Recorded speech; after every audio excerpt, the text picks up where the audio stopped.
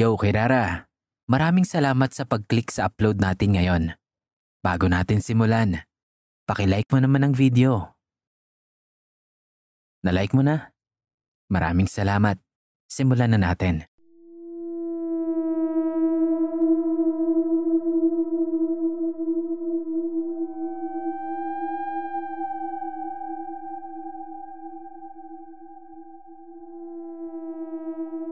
Hello, Sir Kira. Tawagin mo na lang akong Rika. Kwento ko lang itong karanasan ko na hindi ko na siguro makakalimutan kahit kailan. Meron po akong boyfriend. AJ na lang po ang itawag natin sa kanya. Hindi po namin yan mga tunay na pangalan. Si AJ po, Sir Kira, simula nung nakilala ko siya, palasimba na talaga. Linggo-linggo yan. Walang mintis. Kaya nung maging kami, naging goal namin na mapuntahan yung malalaki at mga kilalang simbahan sa Pilipinas. Motorcycle rider din kasi siya. Kaya basta kayang motorin, gaano man kalayo pinupuntahan namin. Lalo na noong nagse-celebrate pa kami ng Mansari. Yung Mansari namin, nakaplano na yan sa simbahan na gusto naming puntahan. Ganon kami palagi, kaya naging masaya ang relasyon ko sa kanya. Pero natatakot ako palagi sa mga nangyayari sa kanya. Nung nag-uumpisa pa lang ang relasyon namin, lagi na niyang nakakwento sa akin na madalas siyang bangungutin. Hindi naman araw-araw, pero 3 to 4 days a week. Madalas na yun, di ba? Kaya nakadevelop siya ng insomnia kasi natatakot siya palagi na matulog. Kwento niya, sa panaginip daw niya, meron siyang kasama palagi na babaeng nakaitim sa kahit saan siya magpunta. Madalas, hindi niya maalala yung mismong panaginip niya. Pero sobrang linaw daw sa alaala niya yung babae. Mahaba daw ang buhok nito na nakatakip sa kalahati ng muka. Tapos yung damit mahaba din at maluwag. Kahit saan siya magpunta, kahit daw sa trabaho niya ang setting ng panaginip niya, ay nandoon pa rin daw yung babae. Tahimik lang na nakatingin sa kanya.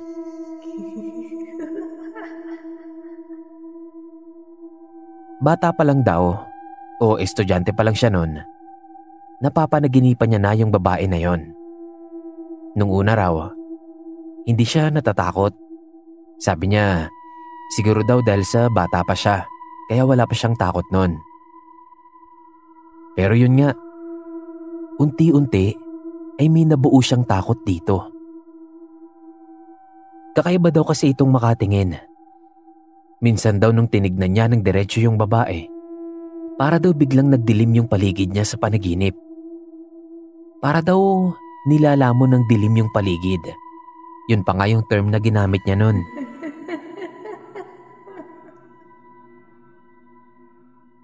Doon siya unti-unting nakaramdam ng takot. Tapos nun, gigisingin na lang daw siya ng kapatid niya kapag daw nag-uumpisa na siyang maglikot sa kama niya. Pero straight na straight lang daw yung higa niya pag gising niya. Para daw bang hindi siya makagalaw. Kwento pa ng kapatid niya, nangyayari lang daw yon kapag yun ang panaginip niya. Isang beses ay nag-stroll kami pa Tagaytay. Niyaya niya ako doon kasi sobrang hectic daw ng trabaho niya ng mga nakaraang buwan. Nakahinga lang daw sila ng maluwag-luwag noong matapos na yung event nila. Kaya niyaya niya ako. Gusto niya daw magpalamig. At yung Tagaytay ang pinakamalapit na pwede naming mapuntahan. Nasa Tagaytay na kami noon at medyo na-traffic kami. May isa kaming hinintuan na establishment. Napahinto kami kasi nagbaba ng pasahero yung bus sa harap namin. Tapos may tinuro siya. Kamukha daw noon yung babae sa panaginip niya. Siyempre, hanap naman ako agad. Tinanong ko kung saan banda. Tas sabi niya, Sa likod daw ng isang grupo doon. Nakita ko yung grupo na itinuturo niya, pero wala akong nakitang babaeng nakaitim sa mga nandon. Hindi ko alam kung hindi ko lang ba nakita o baka hindi ko lang din talaga nakikita. Since ayokong matakot siya, hindi ko sinabi sa kanya na wala akong nakita. Isang beses pa nagkwento siya sa akin. Mansa rin namin nun at nasa Baraswain Church kami.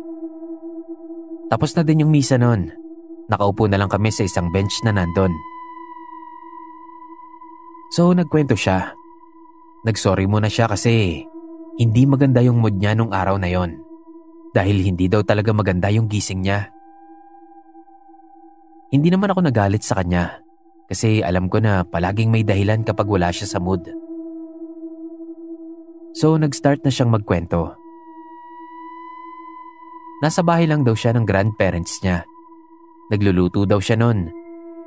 Tapos nung matapos na siyang magluto, ipinaghain niya na yung mga nandun, which is yung lolo niya, papa at tita niya.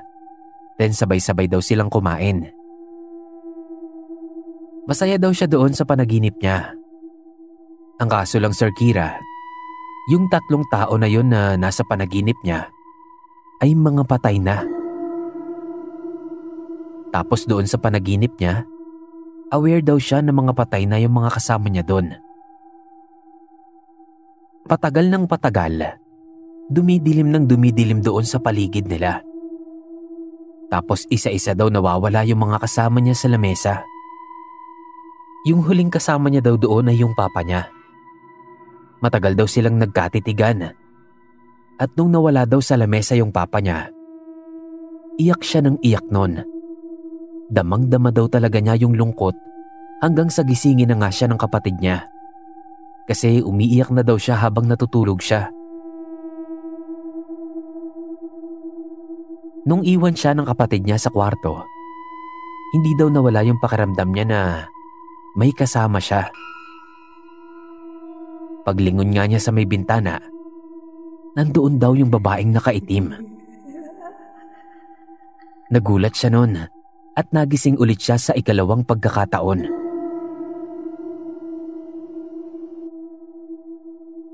Unang beses daw yun na nangyari sa kanya, yung nagising siya sa isa pang panaginip. Kaya nung magising daw siya sa panaginip na yon, hindi daw niya malaman kung totoo daw bang gising na siya o hindi. Kaya nagstay lang kami doon sa simbahan. Kasi napapanatag daw ang loob niya kapag nandun siya. Ilang araw makalipas ng mansa rin namin, nag-chat siya sa akin ng madaling araw. Niyaya niya ulit akong magsimba ng araw na yon. Binangungot na naman daw kasi siya. At kakaiba raw yung napanaginipan niya. Umaga ko na yun nabasa. Nag-reply pa ako sa kanya ng go ako. At tinanong kung saang simbahan kami this time. Pero nagbago ang plano nung sunod kong mabuksan ang message ng kapatid niya. Wala na daw si AJ. Hindi na daw nagising pa mula sa bangungot niya. Namatay si AJ, Sir Kira. Ilang oras lang ang pagitan doon sa huling message niya sa akin. Mag-iisang taon na rin po nung mangyari ito at hindi pa rin ako makapaniwala na wala na siya. Pasensya na sir kung hindi ito masyadong nakakatakot, pero sana po mapagbigyan nyo. Hanggang dito na lang po. Salamat, more power and God bless po sa inyo.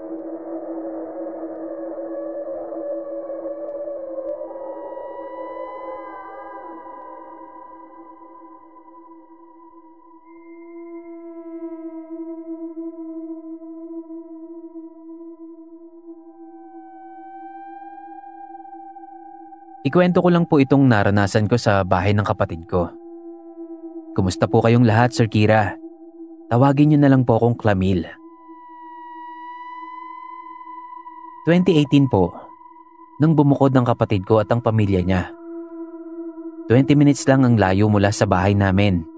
Kaya kapag may pasuyo siya, madali lang silang mapuntahan.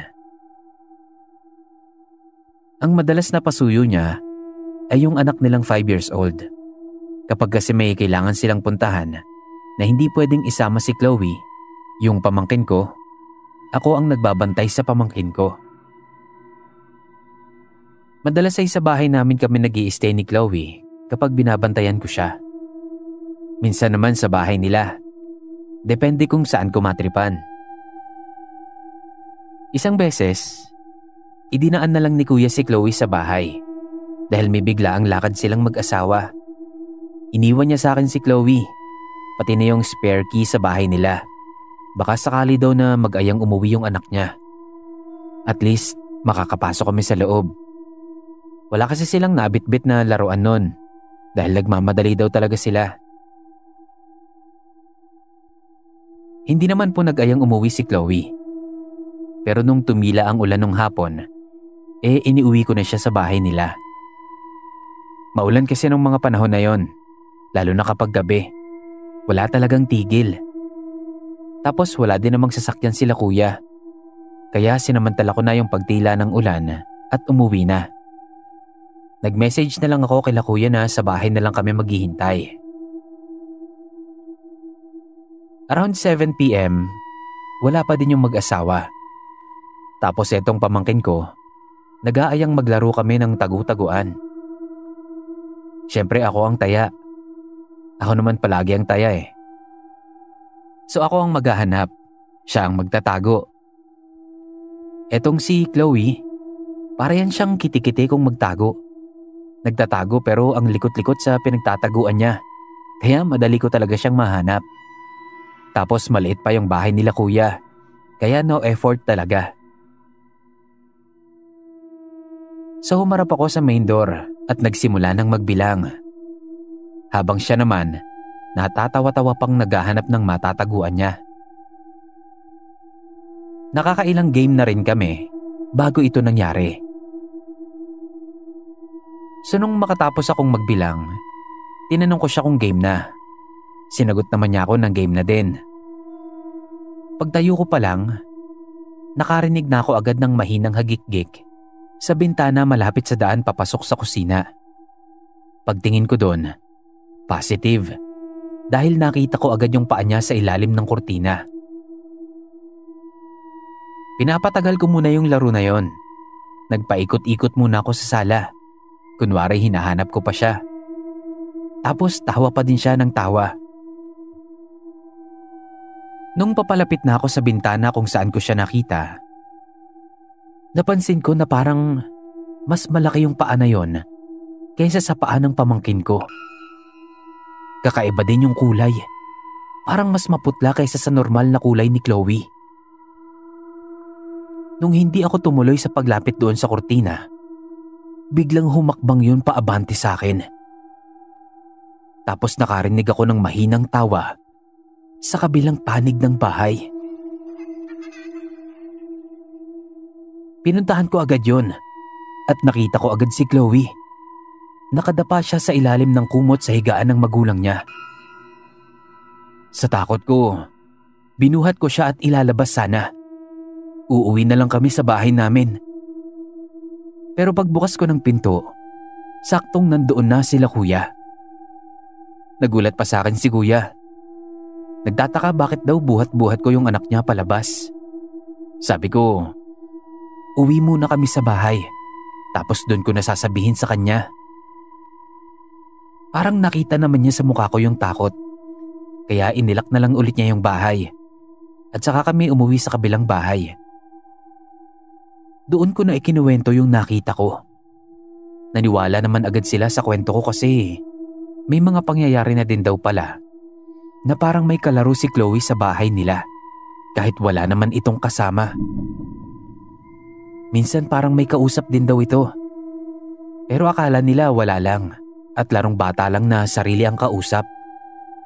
Yun pala, may iba na talaga. Buti na lang daw nakita ko. Kasi wala pa daw sila talagang planong magpabless ng bahay dahil hindi pa yun fully furnished. Ang gusto sana daw nila, matapos muna talaga yung bahay bago mapabless. Pero dahil nga sa nakita ko, ipinabless na nila agad yon. Hindi ko alam kung matapos bang mapabless, nawala na yung nakikipaglaro kay Chloe sa bahay nila. Kasi hindi na ako nag-i-stay doon ng kaming dalawa lang. Kapag magpapasuyo ulit sila kuya, dito na kami palagi sa bahay namin naglalaro at naghihintay. Dito ko na din pinapatulog yung anak nila kapag gabi na silang nakakauwi. Hanggang dito na lang, Sir Kira. Hindi ko alam kung nakakatakot ba to sa inyo. Pero takot na takot kasi ako sa pangyayari na to. Kaya naisipan kong ikwento dito. Hihintayin ko po ito sa channel nyo. Salamat.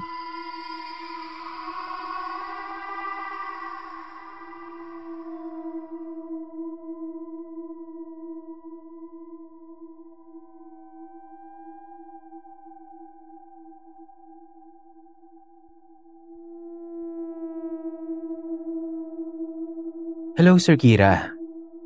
Itong kwento ko, hindi ko sigurado kung sapat ng nakakatakot para i-share dito.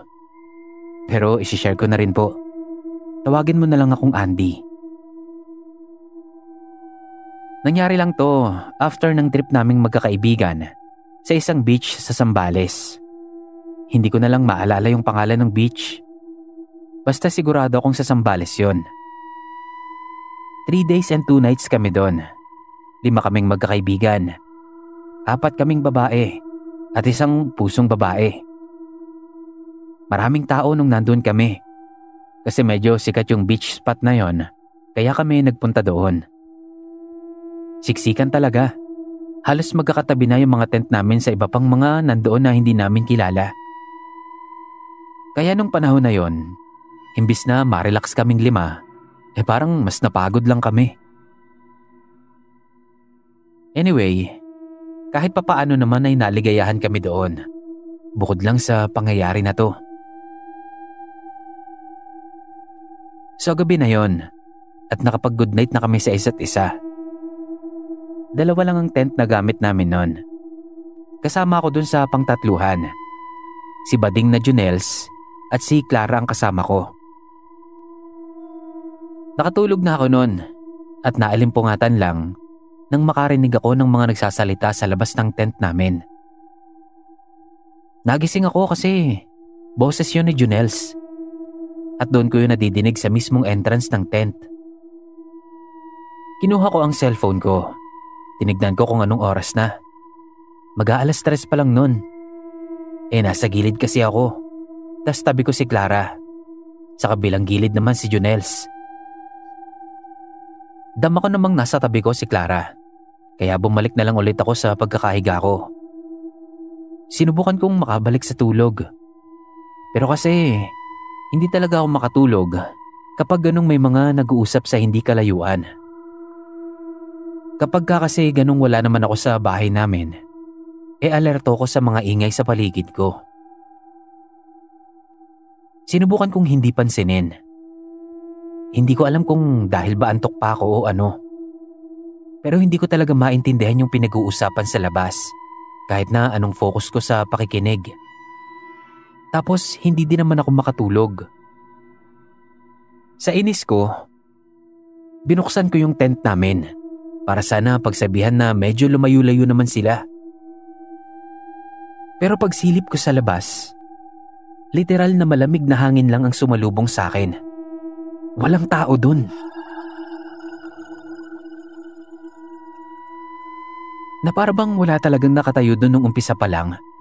Kasi maski bakas ng mga paa sa harap, wala rin. Wala din akong nadinig na may naglakad palayo sa tent namin. Kaya gulong-gulo din ako nun. Nung wala talaga akong makitang tao sa labas, nagsara na ulit ako ng tent. Tapos hindi ko sinasadya na matamaan ng ilaw ng cellphone ko si Junels. Nandun siya sa kabilang gilid. Tulog na tulog. Ang tagal kong nakatitig lang sa kanya habang inaalala yung boses na nadinig ko kanina sa labas. Pero kasi sigurado talaga akong boses niya yun. Medyo unique kasi yung boses ni Junel, Sir Kira. Hindi mo aakalain na sa tangkad niyang yon, maliit yung boses niya. Normal niyang boses yun. Ganun na yung boses niya, elem pa lang kami. Kaya sigurado ko sa nadinig ko. Kinabukasan, tinanong ko yung mga kasama ko kung may nadinig ba silang nag-uusap sa harap ng tent namin ng madaling araw. O kung sila yung nandun. Pero hindi naman daw. Wala raw. Tuloy-tuloy daw yung tulog nila mula nung gabi. So, ako lang yung nakarinig ng boses ni Jonels. Hindi ko na muna sinabi kasi pauwi na din naman kami nung araw na yon.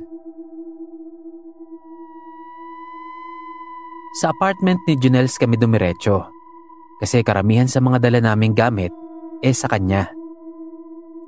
Tapos napagdesisyonan din namin na mag-overnight na din kami doon kasi gabi na rin naman kami nakauwi. Nung dinner, saka ko lang naalala yung tungkol doon sa boses ni Jonels na nadinig ko.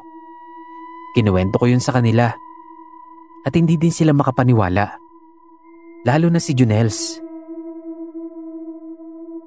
Pero sabi niya, may mga pangyayari na din daw sa trabaho niya na ang sabi daw ng mga katrabaho niya nakita daw siya sa ganitong lugar.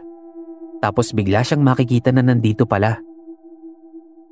Iniisip niya na baka yung nakita ng mga katrabaho niya kamukha lang niya, kaya akala siya yun. Pero kakaiba daw yung sa akin kasi wala pa daw siyang nakikilala o nadidinig na kaboses niya. So fast forward po tayo. Nasa sala lang kami after dinner.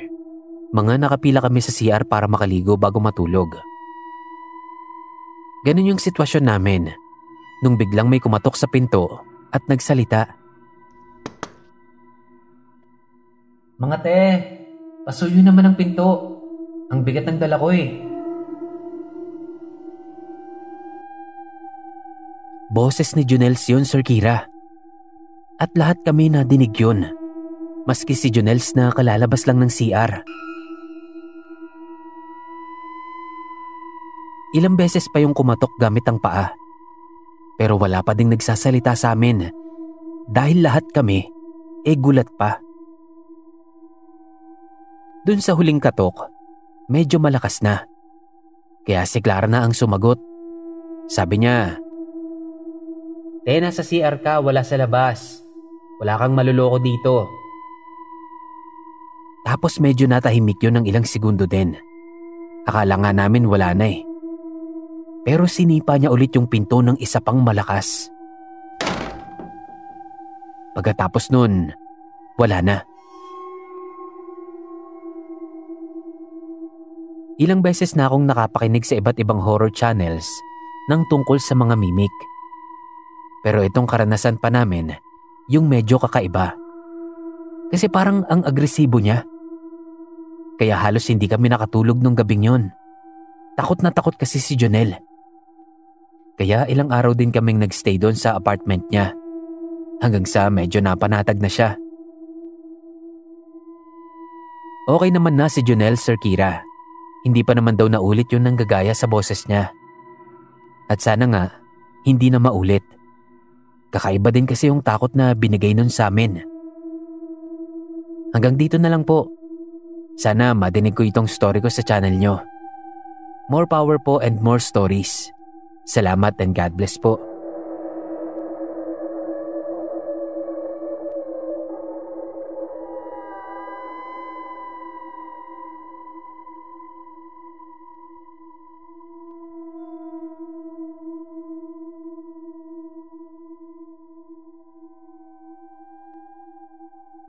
Tawagin mo na lang akong Janela, Sir Kira. Kwento ko lang itong karanasan ko sa isang hotel. Work from home ako since last year. And last year ng August, yung isang client ko nag-decide na mag-tour dito sa Pilipinas. Dito niya napili kasi 4 kaming Pilipino ang nagtatrabaho para sa kanya. August 8 yon. Hindi ko makakalimutan yung karanasan kong yon. Sinundo naming 4 yung client namin sa airport. Tawagin na lang natin siyang Miss Ash. Diretso kami sa hotel na malapit lang din doon. H Hotel na lang ang itawag natin. Ayoko nang magbigay ng clue bukod doon. 2 rooms yung kinuha namin. Isa kay Miss Ash, 2 naman yung bed nung para sa amin. Kaya hindi naman kami siksikan talaga. Ang plano nun, 2 days lang ang stay namin sa hotel. Saka kami pupunta ng Antipolo. Gusto kasi niya nature trip, kaya doon namin siya dadalhin. Hindi natuloy agad yon kasi pagod pa daw siya. Kaya na-extend kami sa hotel na yon ng 1 araw pa. Bale 3 days yon, Sir Kira. At sa 3 araw na yon, ang daming kababalaghan ng nangyayari sa aming 4 kapag nandoon kami sa room namin. Ang masama, most of the time kasi, nandoon lang kami. Pagpasok ko pa lang doon sa room namin, sobrang bigat na ng pakiramdam ko. Hindi ko nga naisip na may something doon eh. Ang naisip ko, baka dahil sa panahon. Sobrang init kasi nung araw na yon. Tapos biglang ulan. Kaya ininuman ko na agad yun ng gamot para hindi magtuloy sa sama ng pakiramdam. Ang dami pa naman naming schedule nun para sa mga susunod na araw. Kaya hindi talaga ako pwedeng magkasakit. Pagkatapos naming mag-dinner with Miss Ash, pinakiramdaman ko muna kung bet ba niyang gumala pa bago kami bumalik sa hotel. Pero buti na lang at hindi na. Yung 2 kasama ko, maglalakad-lakad daw muna. Magpapababa daw ng kinain. So si Miss Ash, Ate Lynn at ako lang ang naunang bumalik sa hotel. Pagkapalit ko ng damit, dumiretso na ako ng higa. Naramdaman ko na naman kasi yung bigat ng pakiramdam ko pagpasok ko pa lang sa room. Bago ako pumikit, sinabi ko kay Ate Lynn na masama ang pakiramdam ko at mauuna na akong matulog. Okay na lang yung naintindihan ko sa mga sinabi niya. Tapos pumasok na siya sa banyo. Nakapikit na ako nun. Naalala ko, bago ako makatulog ng tuluyan, nakaamoy ako ng amoy sunog. Para siyang amoy na nasusunog na buhok. FYI lang po, nurse po ako dati bago ako nag-VA. Kaya alam ko. Pero hindi ko na kayang buhayin yung pag-nurse ko. Kaya nag-change career na ako. So balik po tayo sa kwento, Sir Kira. Naalimpungatan ako nung gumalaw yung kamang hinihigaan ko. Di ko alam kung anong oras na nun. Pero naisip ko na baka isa lang sa mga kasamahan ko ang nahiga na sa tabi ko. Umikot ako ng pwesto, tapos nagtalokbong ng kumot. Bigla ba namang may tumayo sa gitna ng kama, tapos hinakbangan ako para bumaba sa side ko. Para akong inugoy-ugoy ng kama, tapos pinagulong mula kaliwa pa kanan. Sa inis ko, sinilip ko kung sino yon. Pero hindi ko na nakita kung sino. Kasi napadako agad yung tingin ko kay Ate Heidi na nakapwesto sa kabilang kama. Umuungot-ungot siya habang natutulog. Medyo matagal ko siyang tinignan nun kasi nag-a-adjust pa sa dilim yung mata ko. Nung makita ko na siya ng malinaw at parang may kakaiba sa itsura niya, agad akong tumayo para gisingin siya. Tinanong ko agad kung binabangungot siya. Sabi niya oo daw. Buti na lang daw at ginising ko siya. Nagising na din nun si Ate Lynn na nasa tabi niya. Tinatanong kung bakit daw gising pa kami. Sabi ko nagising lang kasi ang likot ni Ate Jobel. Isip ko, 4 lang naman kami. Kung magkatabi si Ate Lynn at Ate Heidi, di malamang si Jobel ang malikot sa tabi ko. Tas si Ate Heidi, napatingin sa likod ko. Nagtataka siyang nagtanong. Bumalik pala si Jobel? Nagtaka ko nun sa sinabi niya. Kaya tinanong ko kung ano yung sinabi niya. Sagot niya, hindi na daw niya kasama si Jobel nung bumalik siya. Kasi sinundo ng boyfriend. Babalik na lang daw ng umaga. Napatingin ako nun sa may CR namin. Bukas ang ilaw nun, kaya lumapit ako dun para sumilip. at wala ngang Jubel na nandoon. Tinawanan ko na lang. Baka kako nananaginip lang ako, sabi ko kila ate. Tapos nahiga na ulit ako sa pwesto ko. Bumalik na din sa pagkakahiga yung dalawa. Pero isip-isip ko talaga, imposibleng panaginip lang yung pangyayari na yon. Nung sumunod na araw, wala kami maghapon sa hotel. Kaya gabi na ulit to, Sir Kira. Kumpleto kaming 4 sa room. Tahimik lang kami. Dahil pagod kami sa maghapong gala. Nakahiga na ako noon at ready nang matulog. Si Jubel, nakaupo pa lang sa tabi ko habang nagsiselfone. Sila ate sa kabilang bed, nanunood naman. Hindi ko na namalayan na nakatulog na pala ako noon. Again, naalimpungatan na naman ako nung may yumakap naman sa akin mula sa likod ko. Napadilat agad ako noon kasi medyo mahigpit yung pagkakayakap niya sa akin at medyo nahirapan akong huminga. Pagdilat ko, una kong nakita agad yung parang anino ng babae na nakaupo sa may paanan namin. Nakatalikod siya sa amin kaya di ko kita yung mukha niya. Lumingon ako kila ate. Nandun silang pareho. Tapos kinilabutan na ako nun. Kasi paano kung hindi pala si Jubel tong nakayakap sa akin? Unti-unti ko siyang nilingon. At thank God naman kasi si Jubel naman yung nakayakap sa akin. Napansin ko agad na nangangatog siya. Tapos nung balikan ko ng tingin yung nakaupo sa may paanan, papalingon na yun sa amin. Akala ko nga makikita ko yung muka, pero biglang may nagtalokbong ng kumot sa akin. Pagtingin ko, gising pa pala si Jubel at mukhang nakita din niya yung babae sa paanan namin. Hindi ko alam kung paano pa kaming nakatulog noon kasi grabe yung takot namin nung gabing yun. Pero nakatulog pa naman kami. Pero parang 1 oras na lang yon. Paano si Ate Heidi? Sumisigaw habang natutulog. Napatayo agad kami kasi malamang na binabangungot na naman siya. 2 kami ni Ate Lynn na gumising sa kanya. At salamat talaga sa Diyos at nagising siya. Kasi sobrang lakas talaga ng sigaw niya. Inabutan ko agad siya ng tubig. Tapos nagkwento siya. Nakakita daw siya ng babae na parang naaagnas yung itsura. Tapos nung lumapit daw sa kanya, bigla daw siyang sinakal. Pakiramdam daw niya nararamdaman pa niya yung sakal sa kanya ng babae. Talaga daw hindi siya makahinga ng maayos.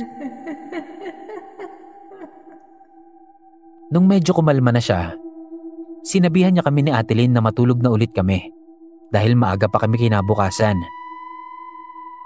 Nahiga ako pero nahirapan na akong makatulog noon.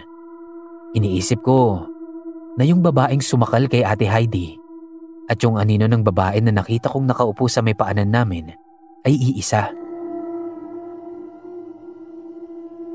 Napilit ko pa naman ang sarili kong makatulog noon kasi kailangan ko talaga ng energy kinabukasan. Pero ewan ko ba, imbis na ma-recharge ako, dahil nga nakatulog pa naman ako noon, feeling ko napagod lang ako buong gabi. Ang sakit-sakit ng katawan ko, tapos parang ang bigat din. Para bang may nakadagan sa akin buong gabi. Ganun yung feeling ko. Buti na lang talaga at huling gabi na namin nun doon. Kinabukasan nag-ayos na kami ng mga gamit namin dahil dediretso na kami sa Antipolo. On the way, ikinuwento sa amin ni Jubel yung nakita namin nung gabi. Babae daw yun na sunog ang muka at mukhang yun din yung sinasabi ni Ate Heidi na sumakal sa kanya sa panaginip niya.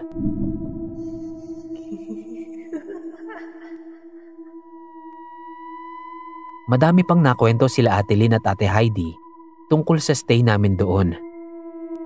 Hindi lang pala ako ang nakakaramdam ng bigat kada papasok sa kwarto namin.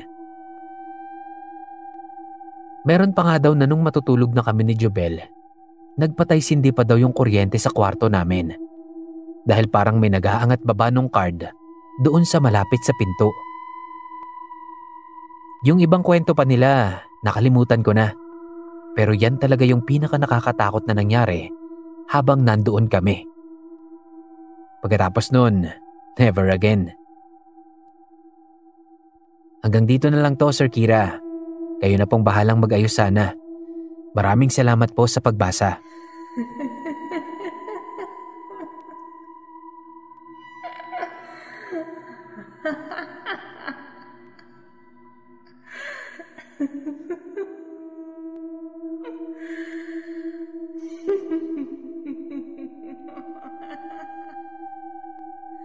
Denver na lang po ang itawag nyo sa akin. Kumusta po sa inyo, Sir Kira? Isa po ako sa mga palaging nakaabang sa mga bagong uploads ninyo mula pa noong pandemic.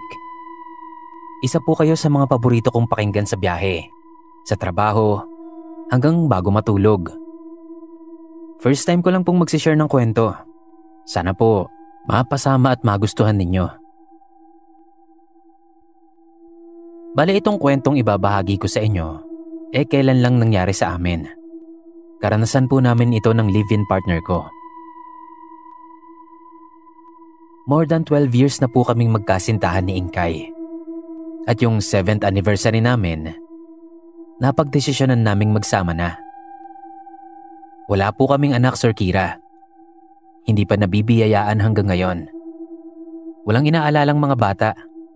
Kaya parang madali pa sa amin ang lahat sa aming pagsasama. Pero syempre, dadating sa point na parang maghahanap na rin kayo ng mapagtutuunan nyo ng pansin o ng companionship nyong dalawa. Kaya po natuon ang pansin namin sa pag-aalaga ng pusa. Meron kaming 10 pusa, Boss Kira. Nagumpisa yun nung makapulot kami ng kuting sa daan habang pauwi kami galing sa trabaho. Maliit na kuting lang siya nun. Parang ilang weeks pa nga lang siguro. Malayo pa lang, kita na namin siyang tumatawid ng kalsada. Iiwasan ko lang sana. Kaso naisip ko, siguradong makakarating siya sa gitna kung iiwasan ko lang. At paniguradong masasagasaan siya. Kaya naman itinabi ko muna ang motor ko at pinulot ko yung kuting para sana itabi lang. Pero ewan ko ba? Parang may kakaibang spark nung magtama yung mga mata namin. Pati si Inkay natuwa din. Puting-puti kasi siya, tapos blue yung mata niya. Natuwa kaming pareho sa kanya, kaya iniuwi namin siya at pinangalan ng Miho. Mula sa paborito naming K-drama series na My Girlfriend is a Gumiho. Hanggang sa'yo na nga, Boss Kira. Nag-grow yung pagkahumaling namin sa mga pusa. Hanggang umabot na nga sila ng 10. Either bigay o pulot. Di kami bumibili. Naniniwala kasi kami na mas kailangan ng mga stray animals ng tahanan. Nothing against naman po sa mga bumibili ng pet o nagbebenta. Yan lang po ay yung sa amin. Hindi ko pala nabanggit na nung magsama kami, sa bahay ng parents ko kami tumira. Kaya lahat ng pusa namin ay naiwan sa kanila noong nag-decide kami na bumukod na. Pero isinama namin ang panganay naming si Miho. Sobrang malambing at clingy ng pusa na yon. Sa gabi pag matutulog na kami, tumatabi siya sa amin. Gumigitna pa at nakikikumot. Tapos pagkakagising sa umaga, siya agad ang unang babati sa amin. Lalapit tapos mag-iinat at uupo sa hita. Kapag po nagugutom naman siya, kakalampagin niya yung kainan niyang stainless na mangkok. Hindi siya titigil hanggat hindi siya nabibigyan ng pagkain. Tapos kapag naman jejeb siya o iihi, palaging nagkakalat yung litter sand niya. Ang lakas kasi niyang maghukay, kaya nagtatalsikan yung buhangin. Tapos mas kakalat pa yan paglabas niya ng litter box dahil sa mga kumapit sa mga paa niya. Tas ang ugali pa niya, after ng jumebs, bigla siyang nagiging hyper. Bigla siyang may lalaroin kung ano sa lapag, tas biglang tatakbo sa taas. Pagdating doon, biglang ngingiyaw na parang may hinahanap. Tas maririnig mo din talaga yung mga lagabog ng pagtakbo at pagtalon niya doon. Kahoy po kasi yung second floor nitong inuupahan namin. Lastly, mahilig siyang magpapansin ng todo kapag may ginagawa ka. Kapag napansin niyang busy ka sa kung ano, lalapit yan. Tapos magpapapansin ng todo. Didikit, kikiskis, tapos hihiga sa lap o sa harap mo. Di siya titigil hanggat hindi mo siya pinapansin. Kaya po talagang sobrang napamahal sa amin si Miho. Parang itinuring na nga namin siyang anak. Kaya po, sobra-sobra kaming nalungkot nung magkasakit siya at mamatay. Bigla na lang siyang namayat ng sobra, tas hindi na makatayo. Sabi ng vet, pancreatitis daw. Ikinonfine siya. After 2 days, parang sumigla naman ng konti. Kumakain na. Pero nung iuwi namin siya, kahit na alagang-alaga at itinutuloy namin yung mga gamot, bumigay pa rin po siya. Grabe yung iyak nun ni Ingkay. Kahit ako, hindi ko napigilang mapaiyak. Umuwi muna kami sa bahay ng parents ko para makasama yung iba naming mga pusa.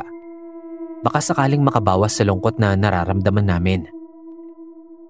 1 week din kami doon. Binalak naming magdala ng ibang pusa.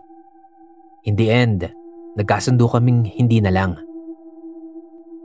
Sumubok pa kaming magtingin ng mga nagbebenta ng pusa sa FB. Naghahanap kami ng kamukha ni Miho. Marami kaming nakita. Pero nag-decide kaming wag na lang din. Makalipas ang 1 buwan siguro, dito na kami nagsimulang makaramdam ng kakaiba. Anyways, Boss Kira, sorry po kung sobrang haba ng explanations at saka ng backstory ko. Feeling ko kasi kailangan siya sa kwento. So, eto na po. Isang umaga po, nagising kami ni Ingkay dahil sa ingay sa baba. Akala ko may kumakatok sa pinto, kaya bumaba ako. Paglabas ko pa lang ng kwarto, tumigil na yung ingay. Pagbaba ko, sumilip muna ako sa bintana kung may tao nga. Wala akong nakita, kaya binuksan ko yung pinto. Pero wala talagang tao. So dahil nga gising na rin ako, nagpainit na ako ng tubig pang kape. Tas umakyat ulit ako. Nung nasa gitna na ako ng hagdan, narinig ko na naman yung ingay. Ingay na parang kinukutkot yung ilalim ng pintuan. Naalala ko agad nun si Miho. Madalas kasi niyang gawin yun. Kukutkutin yung ilalim ng pintuan kapag gusto niyang lumabas sa umaga. Hindi ko na pinansin kasi tinamad na akong bumaba. Naulit yun nung mga sumunod pang araw. Hindi naman po araw-araw pero medyo madalas din talaga. At kapag nangyayari yon, si Miho agad ang una kong naiisip. Bukod kasi doon, meron ding mga ingay sa taas namin na si Miho lang ang gumagawa. Nagkakatanungan nga kami ni Ingkay nun kung posible ba na makapagparamdam sa amin si Miho. O baka sadyang namimiss lang namin siya ng sobra at gawa-gawa na lang ng utak namin yung mga nadidinig naming ingay.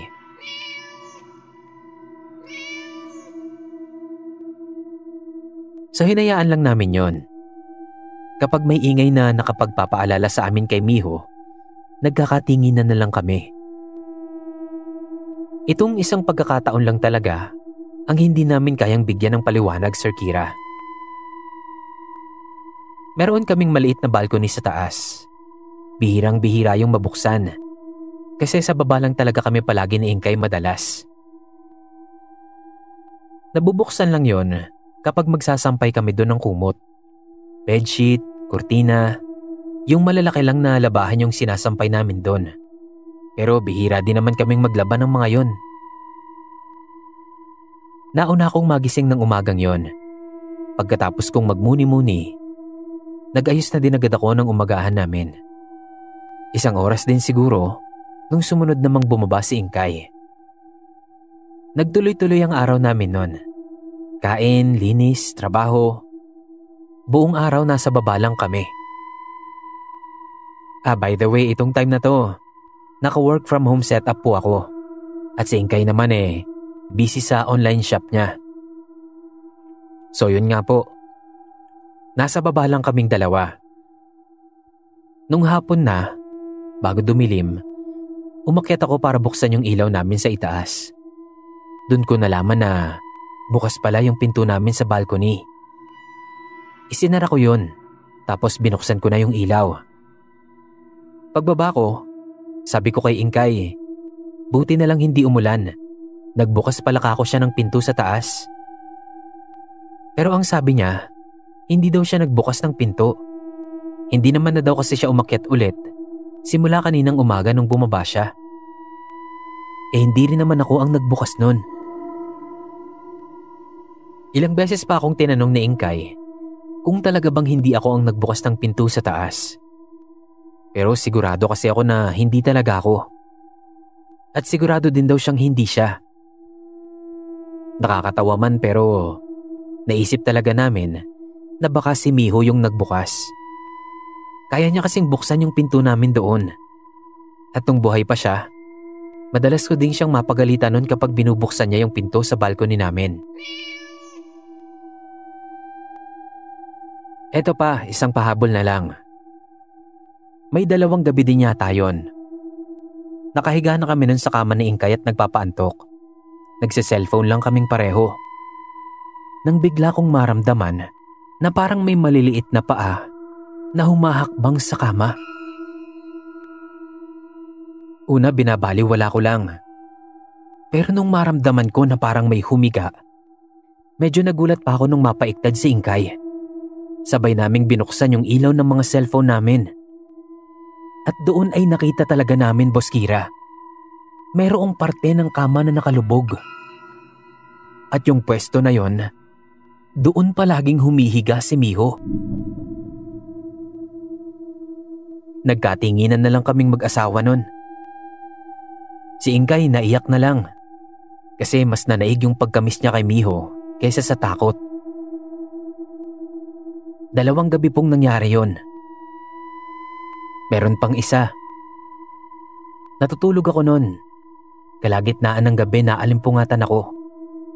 Kasi naramdaman ko na may dumidila sa kamay ko. Una binaliwala ko lang.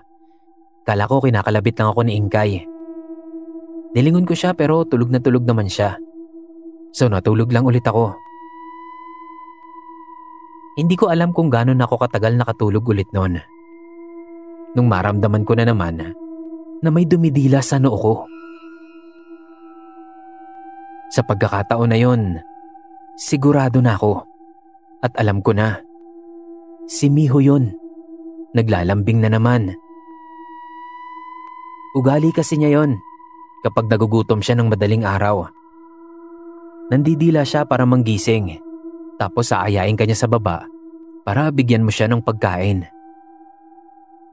Sabi ko na lang nun,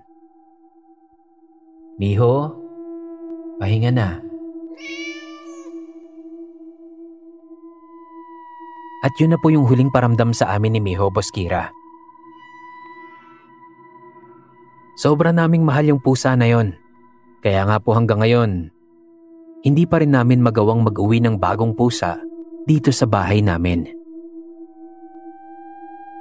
Pasensya na Sir Kira kung hindi ito nakakatakot tulad ng ibang mga nagsisend sa'yo. Pero sana mapansin at mapagbigyan niyo po itong kwento ko. Salamat po and God bless.